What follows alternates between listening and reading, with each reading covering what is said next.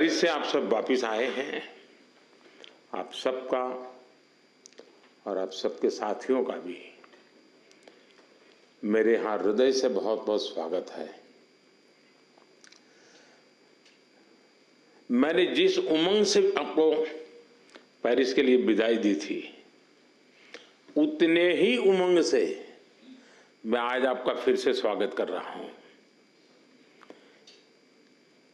और इसका कारण ये नहीं है कि कोई मेडल का टैली कितना हुआ। उसका कारण ये होता है कि विश्व भारत के खिलाड़ियों की तारीफ कर रहा है। उनके हौसले, उनके डिसिप्लिन, उनके बिहेवियर, मेरे कानों पर सब जगह से बातें आती हैं और ये सुनता हूं तो बड़ा गर्व होता है जी कि मेरे देश के खिलाड़ी मेरे देश के लिए ही खेलते हैं। मेरे देश के नाम को रत्ती भर भी खरोच आ जाए, ये मेरा देश का एक भी खिलाड़ी नहीं चाहता है और यही हमारी सबसे बड़ी पूंजी है। और उसके लिए ये पूरी टीम बहुत बहुत बधाई के पात्र है। साथियों, आप सबने पूरी दुनिया में भारत के तिरंगे की स्थान बढ़ा करके देश वापस लौटना और मेरे निवास पर आपका स्वागत करने का मुझे अवसर मिलना, मैं इसे मेरा अपना गौरव मानता हूं। और पेरिस जाने से पहले जो जाते हैं उनको भी पता होता है कि हमें अपना बेस्ट देना है और मैंने हमेशा यही कहा है सबको कि आपको अपना बेस्ट देना है और आपने दिया है। दूसरी बात है, हमारे खिलाड़ी उम्र में बहुत छोटे हैं और अभी से ये अनुभव मिला है तो आगे हमारे पास एक लंबी समय है अधिक अचीव करने का और वो आप जरूर करेंगे। इस अनुभव का लाभ देश को मिलेगा। साथियों, पेरिस ओलंपिक्स भारत के लिए कई मायनों में ऐतिहासिक रहा है।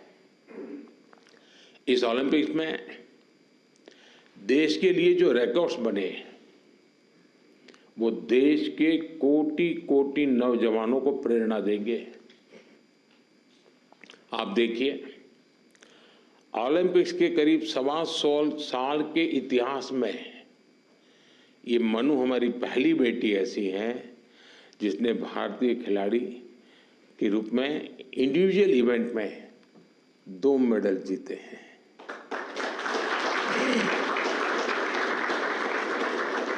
हमारा नीरज पहला ऐसा भारतीय खिलाड़ी है जिन्होंने इंडिविजुअल इवेंट में गोल्ड और सिल्वर जीते। हॉकी में भारत ने 52 साल बाद लगातार 2 बार मेडल जीते कंटिन्यू। अमन ने केवल 21 साल की उम्र में मेडल जीत करके देश को बिल्कुल इतना प्रसन्न कर दिया है और अमन के जीवन के विषय में आज देश जानने लगा है तो उनको लग रहा है कि भाई व्यक्तिगत जीवन की कठिनाइयों से भी इंसान अपनी यात्रा को, स्वप्न को, संकल्प को सिद्ध कर सकता है। कठिनाइयां अपने आप अपनी जगह पर रह जाती है। अमन ने करके दिखाया है। विनेश पहली ऐसी भारतीय बनी जो कुश्ती में फाइनल तक पहुंची। ये भी हमारे लिए बड़ा गर्व का विषय है।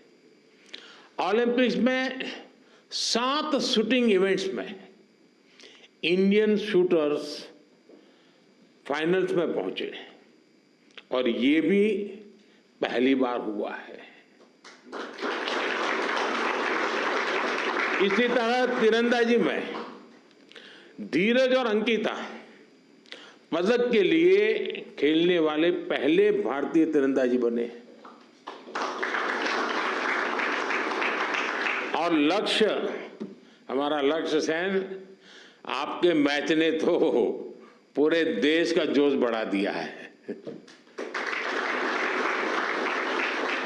हमारे लक्ष्य भी ओलंपिक में सेमीफाइनल तक पहुंचने वाले एकमात्र पुरुष बैडमिंटन खिलाड़ी बने हैं। हमारे अविनाश सावले, इसने स्टीपल चेज के फाइनल में क्वालिफाई किया। इस फॉर्मेट में ये भी फर्स्ट टाइम रहा। साथियों, हमारे ज्यादातर मेडलिस्ट, जैसा मैंने कहा, अपनी 20s में है, बहुत छोटी आयु के हैं। आप सभी बहुत युवा हैं, आपके पास बहुत समय है, बहुत ऊर्जा है।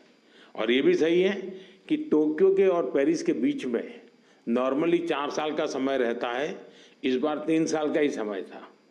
तो हो सकता है आपको 1 साल और अगर मिला होता प्रैक्टिस का, तो शायद आप और नई कमाल करके दिखा देते। अभी लंबी कैरियर में आप कई बड़े टूर्नामेंट खेलेंगे, खेलना बंद नहीं करना चाहिए, रुकना भी नहीं चाहिए, एक भी मैच छोड़नी नहीं चाहिए। ये युवा दल इस बात का प्रमाण है कि स्पोर्ट्स में भारत का भविष्य कितना उज्जवल रहने वाला है।